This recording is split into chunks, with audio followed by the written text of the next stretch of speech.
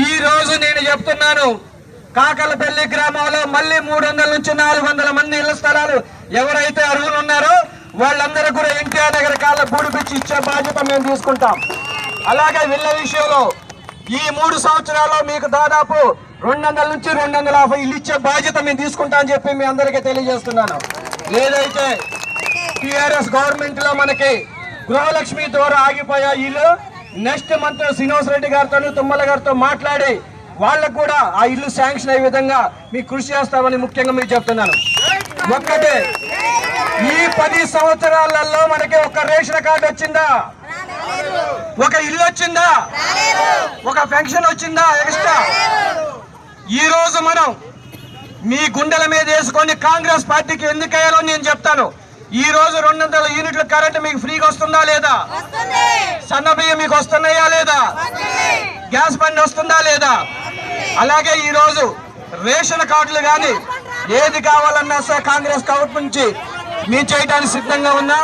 ముఖ్యంగా ఒకటే ఛాలెంజ్, ఇక్కడ ఉన్న ప్రత్యర్థి ఎవరైతే ఉన్నాడో ఆయన చెప్పేది ఒకటే, నా వెనకాల కార్పొరేషన్ చైర్మన్ ఉన్నారు, మంత్రులను చెప్తున్నారు, నేను సవాల్ ఇస్తున్నా, నీకు దమ్ముంటే ధైర్యం ఉంటే ఆ మంత్రితో చెప్పించండి, ఆ కార్పొరేషన్ చైర్మన్ తో చెప్పించండి, మా అభ్యర్థి మారేశ్వరం అని చెప్తే మేము ఇక్కడి నుంచి పోటీ నుంచి తప్పుకోవడానికి సిద్ధంగా ఉన్నామని చెప్తున్నా. మాయ మాటలు నమ్మి ప్రజల్ని మోసం చేయాలనుకుంటే కుదరదు. మీకేదన్నా కావస్తే డైరెక్ట్ గా రంగంలో రండి. వెనకాల నుంచి నడపడం కాదు రాజకీయం అంటే. ప్రజల మధ్యకు వచ్చి మీరు పలానా అభ్యర్థిని నేను శాంక్షన్ ఇచ్చేస్తానని చెప్పండి, పార్టీ నుంచి తప్పుకుంటాడు. ముఖ్యంగా చెల్లా వెంకటేశ్వరరావు గురించి ఒకటి చెప్పాల్సింది, మీ మధ్యలో తిరిగిన వ్యక్తి, అన్ని పోగొట్టుకున్న వ్యక్తి, ఈ రోజు మమ్మల్ని ఒక్కసారి వచ్చి సార్ మీకు స్కూల్కి ఈ స్థలం కావాలంటే ఒక్క నిమిషం కూడా ఆలోచించకుండా ఈ స్థలాన్ని స్కూల్ రాసేయడం జరిగింది. మా నాన్నగారు పుట్టిన ఊరు. దాదాపు ఇప్పుడు 4-5 కోట్ల రూపాయలు ఉంటుంది ఈ స్థలం. ఆ రోజు వెంకటేశ్వరరావు గారు స్కూల్కి కావాలన్నారు కాబట్టి ఆ స్థలాన్ని ఉచితంగా ఇవ్వడం జరిగింది. ఏదైనా సరే, ఏది చేయాలన్నా సరే ఇక్కడ సర్పంచ్ అభ్యర్థి కనుక ఉంటేనే మేము ఏదైనా చేయగలం. మీ ప్రత్యర్థి చెప్పేది ఏంటి, నేను ఇల్లు తీసుకొస్తా, నేను రోడ్లు తీసుకొస్తా, నేను డ్రైనేజీని తీసుకొస్తా, ఏ ఒక్కటి ఆయన వల్ల కాదు. ఇక్కడ ఎమ్మెల్యే గారు రాఘమయ్య గారు సపోర్ట్ లేకుండా ఒక్క ఇల్లు కానీ, ఒక రోడ్డు కానీ, ఒక డ్రైనేజీ కానీ, ఒక రేషన్ కార్డు కానీ ఏదైనా తెచ్చుంటే ఈ 2 రోజులు ఇంకా ఛాలెంజ్ ఉంది. నువ్వు వచ్చిరా, సిద్ధం మేము ఇక్కడికి. నువ్వు ఎన్ని ఇల్లు ఇస్తావు, ఎన్ని రోడ్లు ఇస్తావు, ఎన్ని డ్రైనేజీలకు ఇస్తావు చెప్పు, మేము తప్పుకోవడానికి సిద్ధంగా ఉన్నా అని చెప్పి మీకు ఛాలెంజ్ చేస్తున్నారు.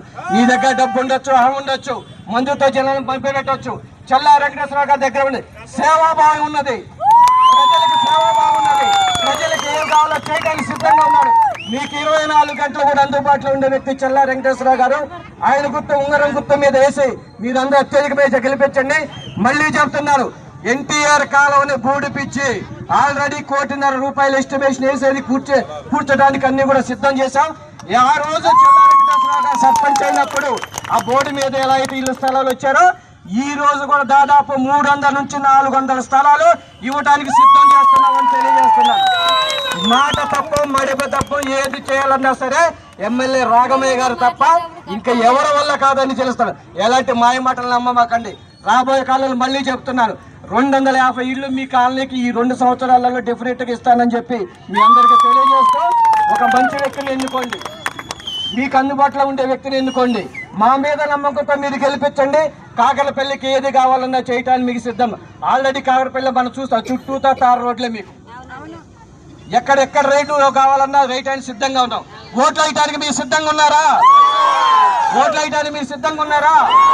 చేయటానికి మీరు సిద్ధంగా ఉన్నాం, చేయటానికి మీరు సిద్ధంగా ఉన్నాం. అలాగే భూములు కూడా దారి కూడా ఇవ్వటం జరుగుతుంది. ఎస్సీ కాలనీ ఉన్నటువంటి